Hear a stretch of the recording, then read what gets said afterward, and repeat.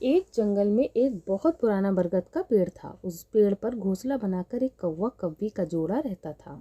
उसी पेड़ के खोखले तने में कहीं से आकर एक दुष्ट सांप रहने लगा। हर वर्ष मौसम आने पर कौवा कव्वी घोंसले में अंडे देते।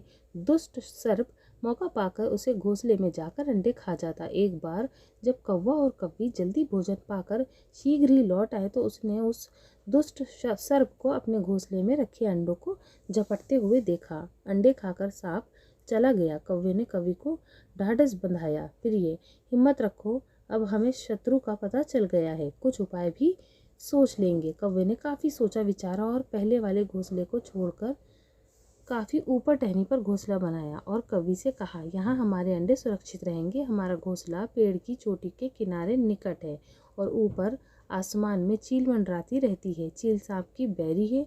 दुष्ट सर्प यहाँ तक आने का साहस नहीं कर पाएगा। कौवे की बात मानकर कौवी ने नए घोंसले में अंडे सुरक्षित रहे और उसमें बच्चे भी निकल आए। उधर सर्प उनका घोंसला खाली देखकर ये समझा कि उसे डर से कौवा कौवी शायद यहाँ से चले गए हैं, पर दुष्ट सर्प टोह लेता रहता था। उसने देखा कि कौवा कौवी उसी पेड़ से उड़ते हैं और लौटते भी हैं। उसे ये समझते देर नहीं लगी। उन्होंने नया घोंसला उसी पेड़ के ऊपर बना रखा है। एक दिन सर्प कोह से निकला और कौवों का नया घोंसला खोज लिया। घोंसले में कौवा दंपत्ति की 3 नवजात शिशुओं से दुष्ट सर्प ने उसे एक एक करके घपाघप निकल गया और अपनी कोह में लौटकर डकारे लेने लगा। कौवा कौवी लौटे तो घोंसला खाली पाकर सन्न रह गए। घोंसले में टूट फूट और नन्हे कौवों को कोमल पंख बिखरे देखकर वो सारा माजरा समझ गए। कवि की छाती तो दुख से भर फटने लगी। कवि बिलक उठी, तो हर वर्ष मेरे बच्चे सांप भोजन बनाता है। कौवा बोला, नहीं, ये माना कि हमारे सामने विकट समस्या है, पर यहाँ से भागना ही उसका हल नहीं। विपत्ति के समय ही मित्र काम आते हैं। हमें लोमड़ी मित्र से सलाह लेनी चाहिए।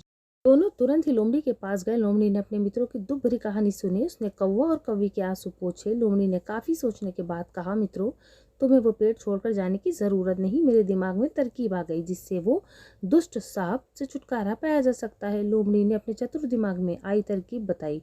लोमड़ी की तरकीब सुनकर कौवा कौवी खुशी से उछल पड़े। उन्होंने लोमड़ी को धन्यवाद दिया और अपने घर लौट आए। अगले ही दिन योजना अमल में लानी थी। उसी वन में बहुत बड़ा सरोवर था। उसमें कमल और नरगिस के फूल खिले रहते थे। हर मंगलवार को उस प्रदेश की राजकुमारी अपनी सहेलियों के साथ वहां जल क्रीड़ा करने आती थी। उसके साथ अंगरक्षक तथा सैनिक भी आते थे। इस बार राजकुमारी आई और सरोवर में स्नान करने में जल में उतरी तो योजना के अनुसार कौवा उड़ता हुआ वहां से आया। उसने सरोवर तट पर राजकुमारी तथा उसकी सहेलियों द्वारा उतार कर रखे हुए कपड़ों और आभूषणों पर नजर डाली। कपड़ों और सबसे ऊपर राजकुमारी का प्रिय हीरे और मोतियों का विलक्षण हार। कौवे ने राजकुमारी तथा सहेलियों पर ध्यान अपनी ओर आकर्षित किया और कांव कांव कर शोर मचाया। जब सबकी नजर उस पर घूमी तो कौवा राजकुमारी का हार दबोच कर ऊपर उड़ गया। सभी सहेलियां चीखी, देखो देखो, वो राजकुमारी का हार उठाकर ले जा रहा है। सैनिकों ने ऊपर देखा तो सचमुच एक कौवा एक हार को लेकर धीरे धीरे उड़ता जा रहा था। सैनिक उसी दिशा में दौड़ने लगे। कौवा सैनिकों के पास पीछे लगातार धीरे धीरे उड़ता हुआ पेड़ की ओर ले गया। जब सैनिक कुछ ही दूर पर रह गए तो कौवे ने राजकुमारी का हार उस प्रकार गिराया कि वो सांप वाली कोह के भीतर जा गिरा। सैनिक दौड़कर कोह के पास पहुंचे। उसने सरदार की कोह को भीतर झांका। वो वहां हार उसके पास एक काले सांप की कुंडली में मारे देखा। वो चिल्लाया, पीछे हटो, अंदर एक नाग है। सरदार ने कोह के भीतर वह भाला मारा। सांप घायल हुआ, फुनकारता हुआ बाहर निकला। जैसे ही बाहर आया सैनिकों ने भाले से उसके टुकड़े टुकड़े कर डाले। सीख, बुद्धि का प्रयोग करके हर संकट का हल निकाला जा सकता है।